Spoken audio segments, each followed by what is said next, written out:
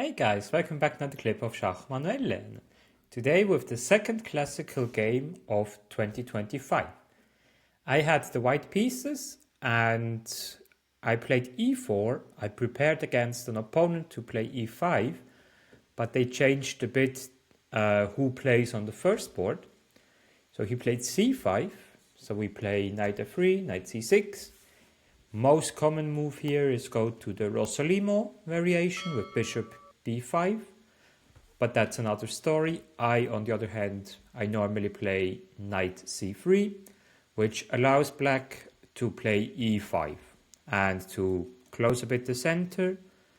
The downside of this move is the square d5, which I used, and now we are quite stable here.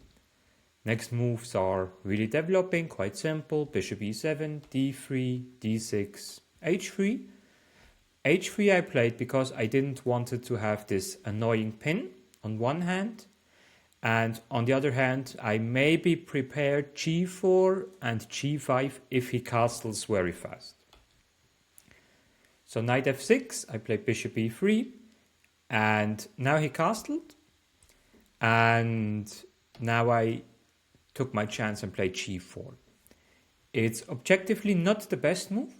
The engine doesn't like it too much, to be honest.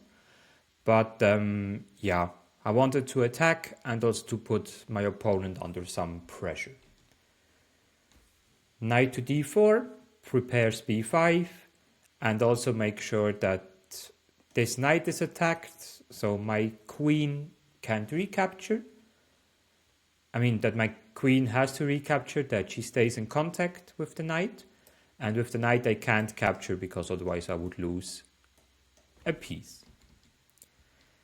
So here I went for g5. And yeah, he played knight e8, which is correctly because it keeps the diagonal for his bishop open. And here I fought for some minutes because first I thought I can sacrifice this pawn with knight d5.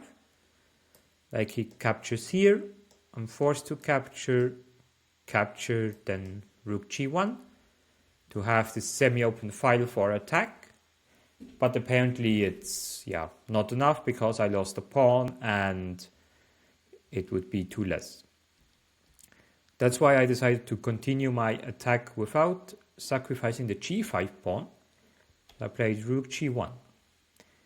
Now it's a complete different story if he would capture here, because let's say if I capture here, I can then play queen h5, g6, use this pin, and this is quite okay for me.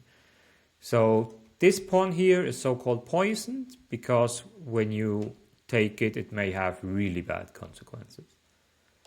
So bishop e6, I played knight to d5, continued the attack. And here my opponent missed the really strong move b5, which I expected. Yeah, there are different continuations, like capture here, capture here, capture here. Yeah, the best move would have been knight e7, queen captures, and then play this ending. Another option, just for showing what you have to calculate in your mind, is when bishop captures like that. That's a different story now, with a slight advantage for black, since he can really attack the center. And yeah, he has this semi-open file as well, so different aspects. Then when we go back to the game, he played knight to c7, which is, yeah, a worse move, but it's not something tragic. Here I really calculated for 20 minutes because I always thought about knight f6 in order capture. Then we have a check and regain the material. After some time I realized it's not possible because of simply this. I have some continuation, but too many pieces will be traded on the way there. The other option that not this one, the other option that I calculated is this one. And when he captures playing something like g6 to break free the pawn structure. But after 20 minutes of calculating, I realized, okay, there's no immediate win. That's why I decided for going to a better endgame with capturing on c7, c3. He has more or less to exchange here, captured there. And now I plan to play this on for some time with my bishop against his bad bishop, to castle and to attack d6 long term. However, here my opponent really blundered the game away, like he played f5. What's the problem with f5? I guess most of you, because they would have the chance, would capture en passant. But after en passant, he can either capture with rook or with bishop, and then we have this bad pawn on f2. But it's quite simple to answer this move. My opponent was also shaking a bit his head. I can simply capture on f5. And then I was surprised because he immediately resigned. I understand why, because, okay, he lost the pawn, that's not the end of the world, but the position is just really terrible.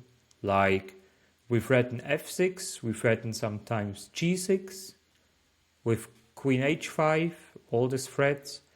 He still has the bad pawn, which I can attack, and he has the bad bishop. So this position is more comfortable to play for white, and this one is already, plus 4.5 for white, according to Engine. And that's how it came that I won in 16 moves. Really unexpected. After move 15 was my fastest win since several years, to be honest. And was glad I could help my team. My team lost, unfortunately, but that's another story. So we keep on grinding, and with this interesting game, especially in the opening, I wish you a wonderful weekend. Stay healthy and see you next time.